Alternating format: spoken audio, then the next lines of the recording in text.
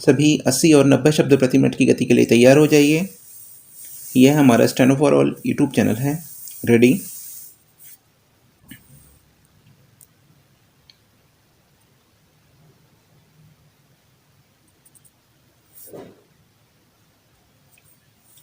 इसके अतिरिक्त जब मुस्लिमों ने भारत में प्रवेश किया तो उन पर यहाँ की संस्कृति का प्रभाव पड़ा।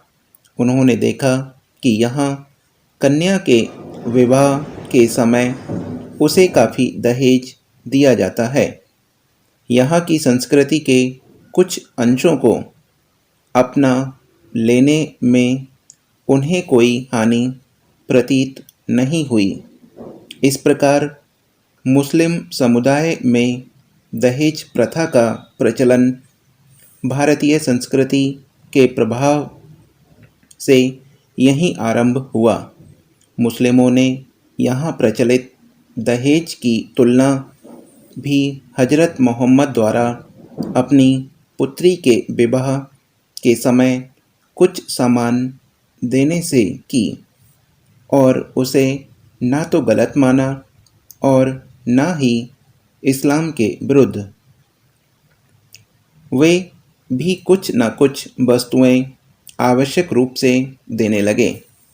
प्रश्न यह उठता है कि कुरान में दहेज का जिक्र न होने पर भी उसका लेन देन किस आधार पर शुरू हुआ? अधिकांश भारतीयों के दृष्टिकोण से दहेज का धार्मिक औचित्य है। इस संदर्भ में हजरत मोहम्मद की पुत्री के निकाह का उल्लेख किया जाता है।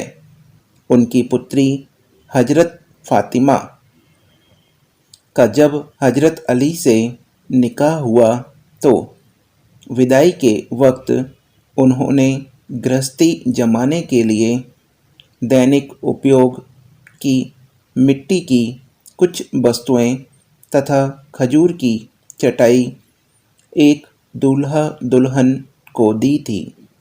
ये केवल 6-7 वस्तुएं उस काल में जीवन निर्वाह के लिए आवश्यक थीं।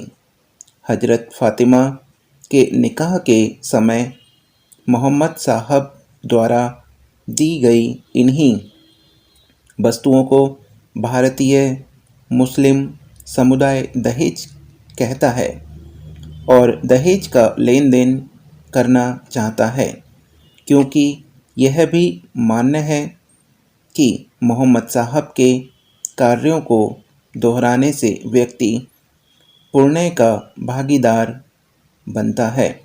परंतु वे लोग इस संबंध में यह नहीं समझते कि मोहम्मद साहब ने तत्कालिक समस्या को हल करने के लिए सामान दिया था, क्योंकि उनके दामाद विवाह के पूर्व उन्हीं के पास रहते थे। अलग घर बसाने के लिए उनके पास कुछ भी नहीं था। महोदय, भारतीय स्त्रियों की स्थिति अन्य कारणों से कहीं अधिक दहेज प्रथा से प्रभावित हुई है। दहेज के कारण जहां स्त्रियों की सामाजिक हीनता बढ़ी है, वहीं दूसरी ओर नवविवाहित स्त्रियां सताई भी जा रही हैं। शिक्षित परिवारों में पुत्री के जन्म पर खुशी नहीं होती, बल्कि इसे दुर्भाग्य ही माना जाता है। इससे स्त्रियों का सम्मान घटा है और भविष्य अंधकारमय हुआ है। भारतीय मुस्लिम समुदाय में दहेज का प्रभाव तेजी से बढ़ता जा रहा है।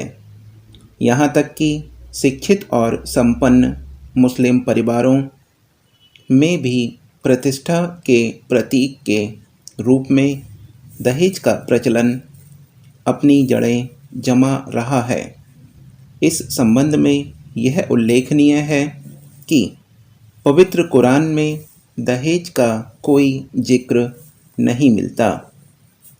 इस्लाम के वैवाहिक नियमों के अनुसार निकाह के बाद पति द्वारा पत्नी को आर्थिक सुरक्षा के रूप में मेहर दिया जाता है। लेकिन शोध से पता चलता है कि मुस्लिम समुदाय में मेहर की राशि तो कम होती जा रही है और दहेज जैसी कुप्रथा बढ़ती जा रही है। यह अत्यंत खेदजनक है क्योंकि अशिक्षा, आर्थिक पिछड़ापन, पर्दा प्रथा आदि कुप्रथाओं को ढोने वाले मुस्लिम समुदाय पर दहेज प्रथा का और लद जाना अभिशाप ही है। यदि हम दुनिया के देशों पर नज़र डालें तो फ़िलहाल केवल 2 देश ऐसे हैं जिन्हें सैनिक दृष्टि से पहली पंक्ति में रखा जा सकता है। बीच की स्थिति में अनेक देश हैं। इनमें हमारा स्थान कहाँ है? हम टेक्नोलॉजी और उद्योग के क्षेत्र में पिछड़े हुए हैं। फिर भी जापान को छोड़कर एशिया के किसी भी देश के मुकाबले हमारे देश में उद्योग अधिक हैं। मैं सोवियत संघ के क्षेत्रों को शामिल नहीं कर रहा हूँ और चीन की तुलना में भी जो काफ़ी तरक्की कर रहा है। मैं सोचता हूँ कि औद्योगिक दृष्टि से हम कई तरह से आगे हैं, भले ही सैनिक दृष्टि से आगे न हों। उनके पास विशाल फौज है। उनकी तुलना में हमारी फौज छोटी है।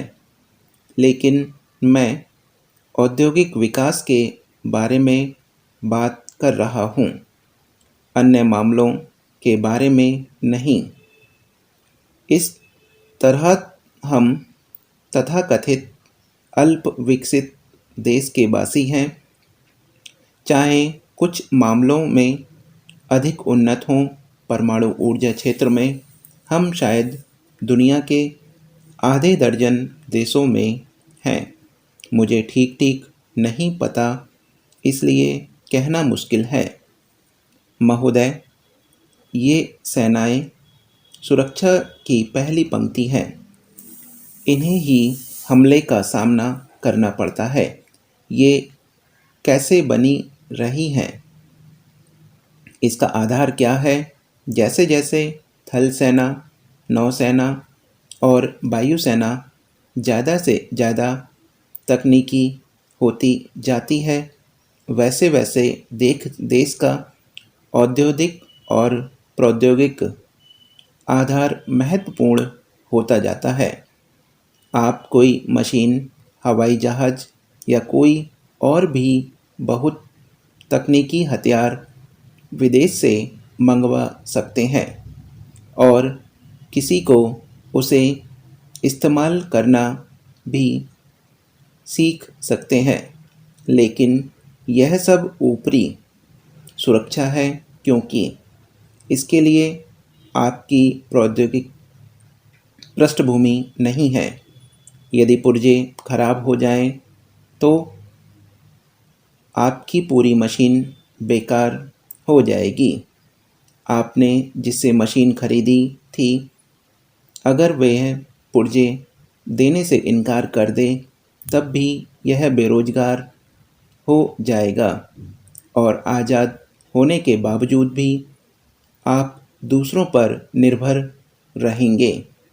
इस दृष्टि से देखें तो संसार के केवल 6 ही देश अलग असल में आज़ाद हैं और दूसरे देशों की फौजी ताकत के मुकाबले में अपने पैरों पर खड़े होने के लायक हैं। इसलिए थल सेना, नौसेना आदि के अतिरिक्त आपको देश में औद्योगिक और प्रौद्योगिक पृष्ठभूमि भी बनानी होगी। देश की अर्थव्यवस्था इस सब में सहायता करती है। यदि किसी देश की अर्थव्यवस्था मजबूत ना हो तो वह देश कमज़ोर पड़ जाता है। मैं सदन को ऐसे देशों के अनेक उदाहरण दे सकता हूँ जिनके पास फ़िलहाल अच्छी फ़ौज है, लेकिन उनकी ताकत असल में ऊपरी है। कारण यही है कि उनकी फ़ौज अनेक बाहरी चीज़ों पर निर्भर है, जैसे विदेशी मशीन, विदेशी अर्थव्यवस्था, विदेशी सहायता आदि। ऐसा देश लाज़मी तौर पर पराधीन होता है, चाहे आज़ाद कहलाता हो। सुरक्षा में सेनाओं के साथ-साथ आपकी औद्योगिक और प्रौद्योगिक पृष्ठभूमि, देश की अर्थव्यवस्था और लोगों का मनोबल भी शामिल होता है। सभी 80 और